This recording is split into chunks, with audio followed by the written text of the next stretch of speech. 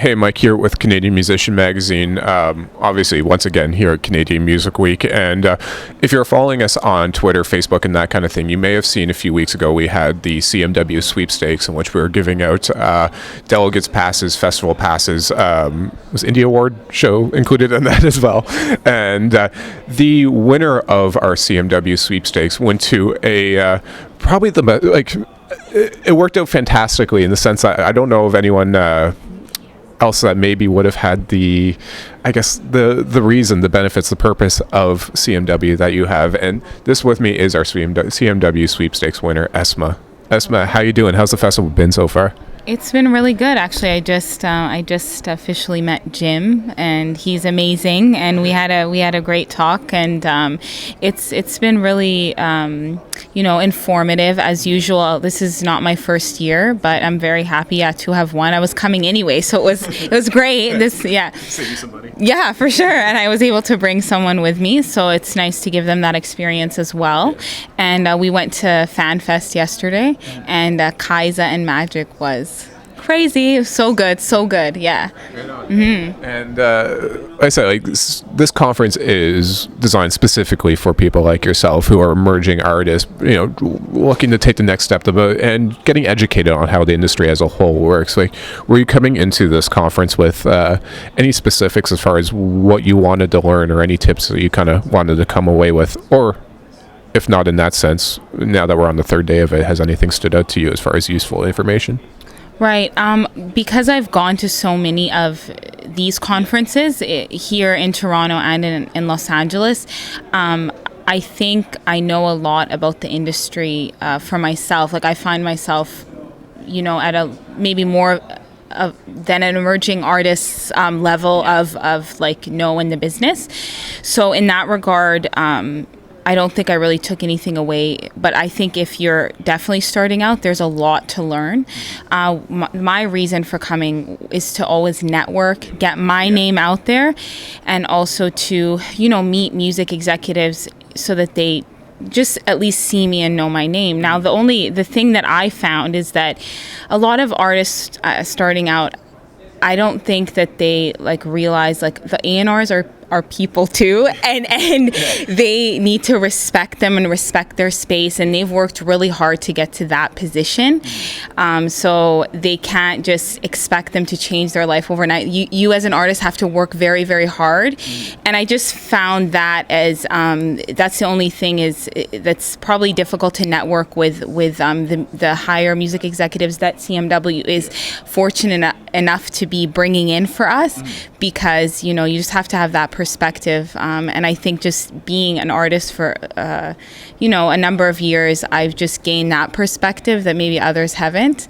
if that makes sense. Yeah, that's an excellent point about knowing some A&R folks myself pretty well. That's an excellent point about recognizing the fact that they're, like you said, they're people too, but that they can only do so much, and they can only do as much as you bring to the table yourself. Exactly. But for folks that haven't heard your music, how would you describe, I guess, the music as ESMA? What are you doing lately? Well, I don't like to be genre specific, but because I infuse so many different genres in my music. But I have grown up listening to R&B and hip hop. That's just what I've always loved. So I guess that's my basis. But what I do, because of where my parents are from, I mix Middle Eastern instruments in with that, and that's just my cultural background, like hip hop, Canada, and having that Middle Eastern flair is kind of what my music is about. And a lot of artists do that it might not be their cultural background, they just love the sound of it. Like, I grew up listening to Aaliyah, so a lot of Timbaland's productions did that, and a lot of things we listen to now have that, but people probably don't know of it if they're not musicians in Eastern music, but they just love the sound, because there's this sound in Eastern music that is very emotional, and it just gets you. And I think that's why a lot of artists, even a lot of hip hop artists, Beyonce is doing it, so many people are infusing that, and it's just it's a really cool sound. Yeah. Interesting. And before we got rolling here, you mentioned that you've been doing some work lately with Rich Kid, who at the magazine we know well. We've done articles with a number of interviews and stuff with Rich Kid. Where does your relationship with him start? Where does that go back to, and how did you end up hooking up with him? Actually, I have Canadian Music Week to thank for that. I met him last year, and again, people swarmed him. He's dope. I know why, but it's just the same thing of like, oh, how do you get in there? But luckily, I was able to network with him, and he really liked my sound, and it's a different sound, and he had really like touched me because he said that it's a very like it's nice to hear something different in like when pop is so generic. So it just like it meant a lot, and he wanted to, he was wanted to be a part of it. So I got him on my single right now that's out. It's called Trigga, and we actually got picked up by a Toronto radio station here. And so thank you, Toronto, for supporting us, and I hope that other stations do the same. Fantastic. There you have it. Look up ESMA and Rich Kid's new single, Soul Trigga. And where online can folks find you, find more music from you, where you're going to be playing live and that kind of stuff? Where can people check you out? Yeah, easiest way is my website. It's esmarhythm.com.